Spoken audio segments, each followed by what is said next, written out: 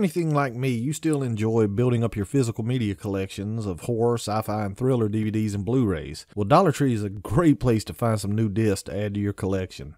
I hit up my local Dollar Tree this week, and here's what I picked up. I've heard that this one, Voodoo Apocalypse, is one of those so bad it's good flicks and should go down nice with a six-pack and a love for no-budget insanity. I don't know a thing about deadheading other than it has interesting cover art, but clever cover art's burned me in the past. This one has Gary Oldman in it, usually a good sign, so for $1.25 I'll scoop it up. I've seen Trespassers on Hulu and thought it was a decent little flick. Not sure if I'll ever revisit it, but I'll add it to the collection anyway. I dig movies about witches, so I'm grabbing this one, Coven. I'll keep my expectations tempered though. Honestly, it looks kinda corny.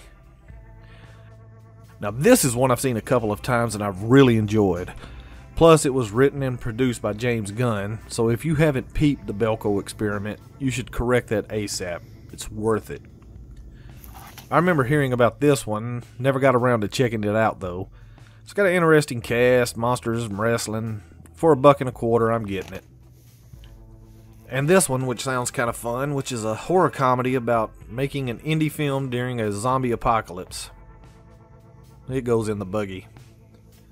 Then I grabbed this one for the collection because 1, I'm a sucker for Bigfoot themed horror flicks, and 2, it stars Bill Oberst Jr., who I'm a big fan of. This one I've never heard of, but it has a very crazy, unique title, and that's enough to warrant checking it out. Price point is nice too. I mean, come on, it's $1.25. I know you horror fans are familiar with this one, the Soska Sisters remake of the Cronenberg classic. It's a solid ass remake, so into the buggy it goes.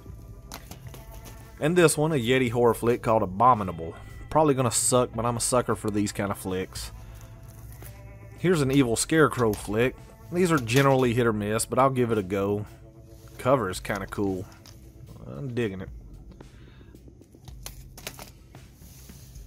This one I've seen. It's pretty solid. I'm going to add it to my Bill Oberst Jr. collection since he's in it.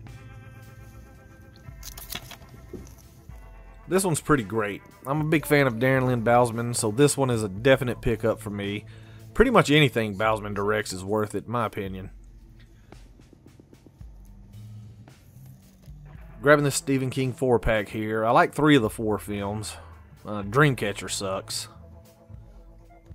Saw this one available on Tubi, but since it's only $1, I'll grab it. And this one is like 7 movies in one set. Kung Fu and zombies? Maybe something on here will make it worthwhile. I have no idea what this one's about, but it's got Jerry Ryan and the Shad in it, so maybe it's worth a one-time watch. It looks like some crazy demon action too. We'll see. This one I've seen. I remember digging it, so I'm going to scoop it up. Has some solid gore, and the creature effects were pretty great. This one caught my eye. Never heard of it. Somehow flew under my radar, but better late than never. It's got Lance Henriksen and John Robert Burke in it. Burke was the guy who played RoboCop in RoboCop 3.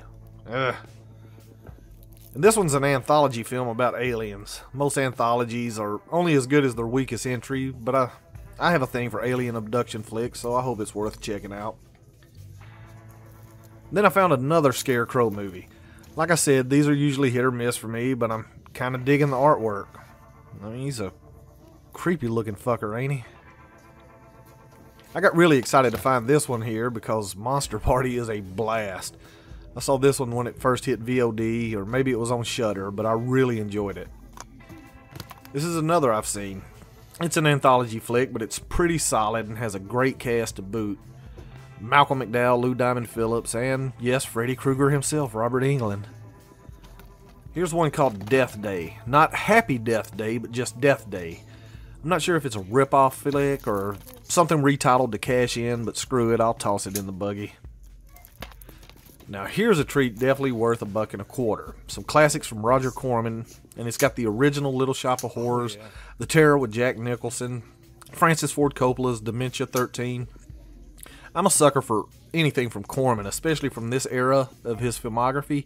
pre-New World and Concord, his older drive-in classics. Here's one I think I may have run across on Tubi, but never took the time to watch. I have no idea what the fuck I'm getting into with this one, but come on, look at that cover. Apparently it's about a serial killer that kills exotic dancers while wearing a big-ass panda mask. I mean, what more could you want? Sold!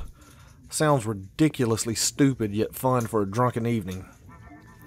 Then I found this one, which for some odd reason has been retitled Panic from its original title, Satanic Panic. I guess the satanic part was just too much for the stores here in the buckle of the Bible Belt. Anyway, this one is a lot of fun. I remember reading about Let's Scare Julie and thinking I needed to check it out, but luckily I found it here for $1.25 and hopefully it's worth it. This one I saw on Hulu or Prime a few months ago, and I guess it's worth a spot in the collection. If I'm being honest, I can't remember much about it, but I know I didn't hate it. And finally this one, which is A Night of Horror, Nightmare Radio, which is seemingly another anthology flick I know nothing about, but has 8 terrifying tales. It looks interesting enough, and for $1.25 I say, why the hell not?